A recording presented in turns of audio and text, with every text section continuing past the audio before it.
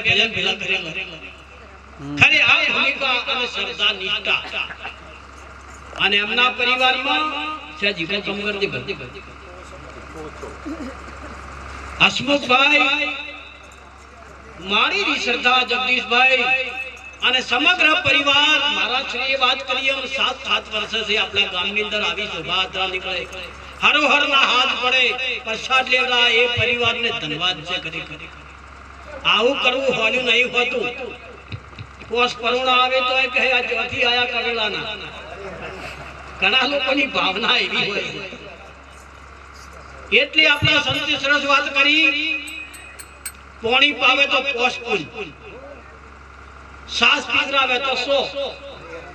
અન્ન ખવરાવે તો અનેક ફળ પણ મન કસવાય ને હુઆ ન કે મન કસવાય કરે કહે પણ આ પરિવારને કેટલો બધો ભાવ છે તમે જુઓ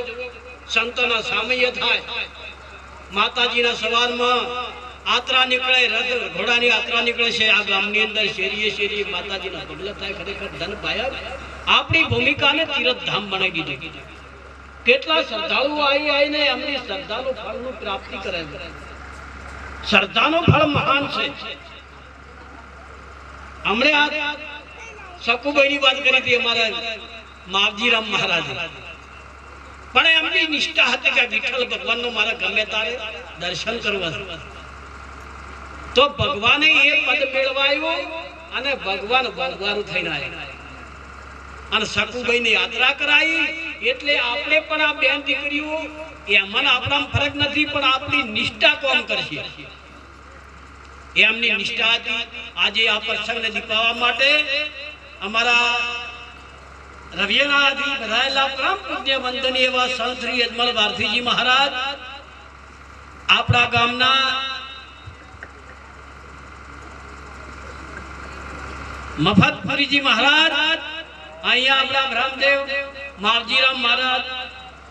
તારાબા માતાજી અને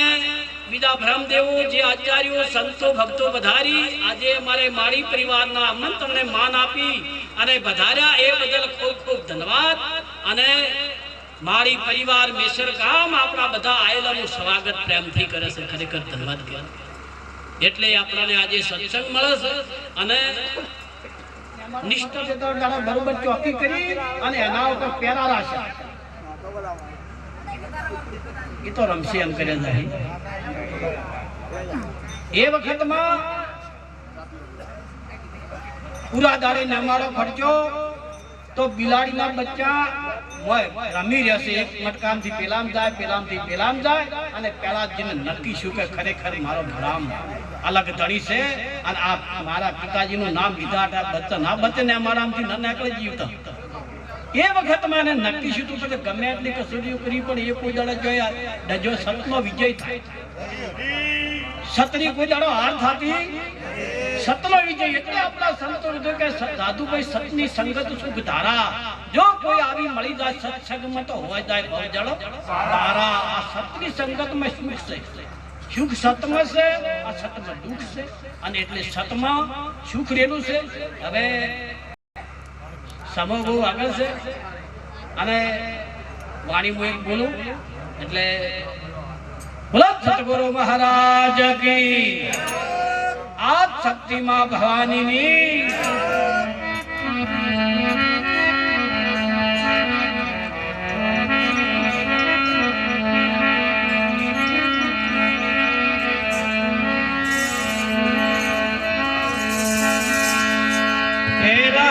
को सिमरिए और किन कालीजिए ना हे बेला किन को सिमरिए किन कालीजिए ना तो मात पिता गुरु आपना हे देवय लख पुरुषना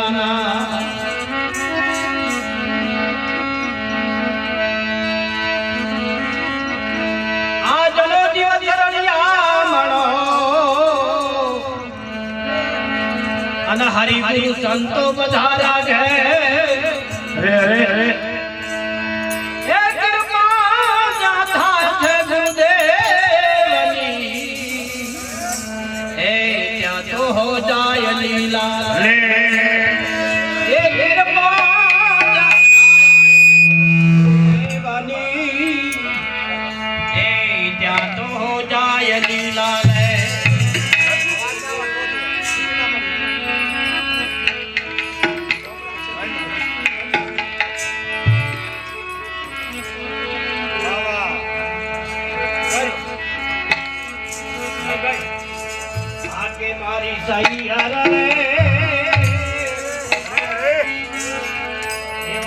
આવતા સંતો માલજો